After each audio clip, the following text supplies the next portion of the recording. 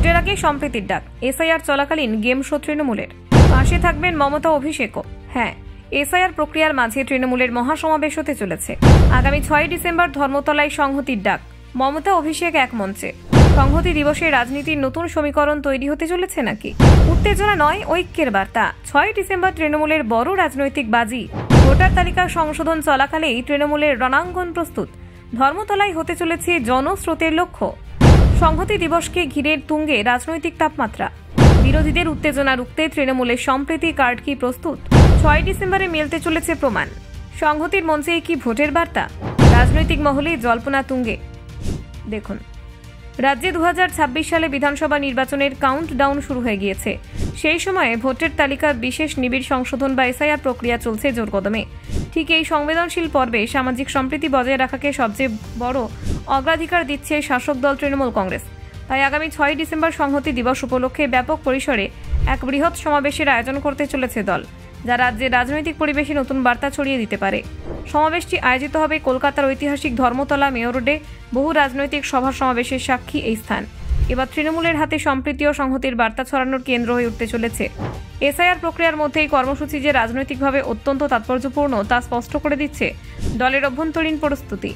এই সমাবেশে উপস্থিত থাকতে পারেন মুখ্যমন্ত্রী তথা দলনেত্রী মমতা বন্দ্যোপাধ্যায় এবং দলের সর্বভারতীয় সাধারণ সম্পাদক অভিষেক বন্দ্যোপাধ্যায়। দুজনের উপস্থিতি স্বাভাবিকভাবেই কর্মসূচিকে বিশেষ গুরুত্ব এনে দেবে। রাজনৈতিক মহলের মতে নির্বাচনের মুখে তাদের বক্তব্য শুধুমাত্র আনুষ্ঠানিকতা নয়, বরং নির্বাচন পরবর্তী সামাজিক পরিবেশ কিভাবে পরিচালিত হবে তার একটি দিশা নির্ধারণ করতেও পারে। সমাবেশের দায়িত্ব দেওয়া হয়েছে তৃণমূলের যুব, ছাত্র এবং সংখ্যালঘু সংগঠনগুলিকে। এই 3 সংগঠন ইতিমধ্যেই বড়সড় প্রস্তুতি শুরু করেছে। আয়োজনের প্রতিটি খুঁটিনাটি, মঞ্চ নির্মাণ থেকে ভিড় নিয়ন্ত্রণ এবং প্রচার সবটাই সামলাবে এই সংগঠনগুলির প্রতিনিধিরা। প্রত্যেকটা ওয়ার্ড এবং ব্লক স্তর থেকে হাজার হাজার কর্মী সমর্থককে সমাবেশে আনার লক্ষ্য নির্ধারণ করা হয়েছে। তৃণমূল শিবিরের দাবি, রাজ্যের সামাজিক সম্প্রীতি বজায় রাখতে সরকার এবং দলের দায়িত্ব সবচেয়ে বেশি। বিরোধী দলগুলি উত্তেজনা সৃষ্টি করে নির্বাচনের আবহ বিঘ্নিত করার চেষ্টা করতে পারে, এই আশঙ্কা উড়িয়ে দিচ্ছেন না তারা।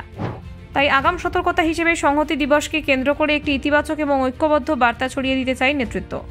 রাজনৈতিক বিশ্লেষকদের একাংশ মনে করছেন এই সমাবেশ প্রাক নির্বাচনী রাজনৈতিক কৌশলের একটি গুরুত্বপূর্ণ অংশ। রাজ্যে যখন ভোটের তালিকা সংশোধন নিয়ে বিভিন্ন এলাকায় উত্তেজনা, বিতর্ক এবং অভিযোগ উঠছে, তখন তৃণমূলের এই উদ্যোগ মানুষের আস্থা অর্জনে ভূমিকা রাখতে পারে। বিশেষত সংখ্যালঘু, যুব সমাজ এবং ছাত্র সমাজের দিকে স্পষ্ট রাজনৈতিক বার্তা পাঠাতে চাইছে দল। এই কর্মসূচি কেবল একটি দিনের সমাবেশ নয়, বরং নির্বাচনী প্রচারের সূচনার মতোই দেখছে অনেকে। সংহতি দিবসকে কেন্দ্র করে তৃণমূল যে বৃহত্তর রাজনৈতিক মঞ্চ তৈরি করতে চাইছে, তাতে ভবিষ্যতের রাজনৈতিক ভাষণ, কর্মসূচি ও কৌশলের ইঙ্গিত পাওয়া যেতে পারে। মমতা, অভিষেকের বক্তব্যে বিরোধীদের বিরুদ্ধে তীব্র রাজনৈতিক বার্তা থাকতে পারে বলে অনুমান। Bureau report, news prime Times.